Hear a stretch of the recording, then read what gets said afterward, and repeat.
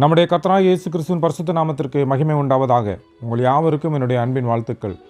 2 கொரிந்தியர் 5ஆம் அதிகாரம் 20வது வசனம். தேவனானவர் எங்களை கொண்டு புத்தி சொல்லுகிறது போல நாங்கள் கிறிஸ்துவுக்காக ஸ்தானாபதிகளாயிருந்து தேவனோடே ஒப்புரவாகுங்கள் என்று கிறிஸ்துவின் நிமித்தம் உங்களை வேண்டிக் கொள்கிறோம்.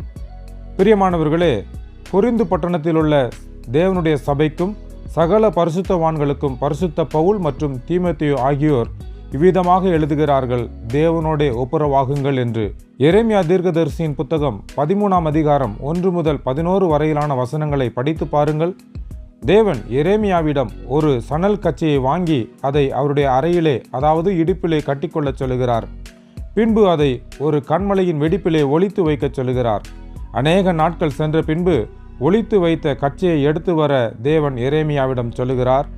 அவர் அதை எடுத்தபோது அது கெட்டு ஒன்றுக்கும் உதவாமல் காணப்பட்டது. பிரியமானவர்களே, அந்த கச்சையை போல தேவன் நம்மை அவரிடத்தில் அவருடைய சரீரத்தோடு கூட ஒட்டி இருக்கிற ஒரு கச்சையை போல வைத்திருக்கிறார். பாருங்கள், ஒரு பிரபலமான தலைவரோ நடிகரோ அல்லது பாடகரோ உபயோகித்த பொருளுக்கு எவ்வளவு மதிப்பிருக்கும்? அதை காட்டிலும் அதிக கனத்தையும் மகிமையும் தேவன் நமக்கு தருகிறார். நாம் அவரோடே கூட அவருடைய அறையிலே கட்டப்பட்ட கச்சையை போல இருப்போமானால் சகல கணத்திற்கும் மகிமைக்கும் பாத்திரர்களாக காணப்படுவோம்.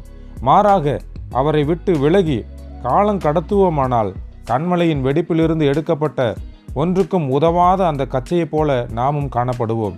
எனவே இன்றே தேவனோடு கூட ஒப்புரவாவோம். கணத்துக்கும் மகிமைக்கும் பாத்திரரோடே மகிமையாய் பிரகாசிப்போம். கர்த்தர் தாமே நம்மை ஆசீர்வதிப்பாராக. ஆமென்.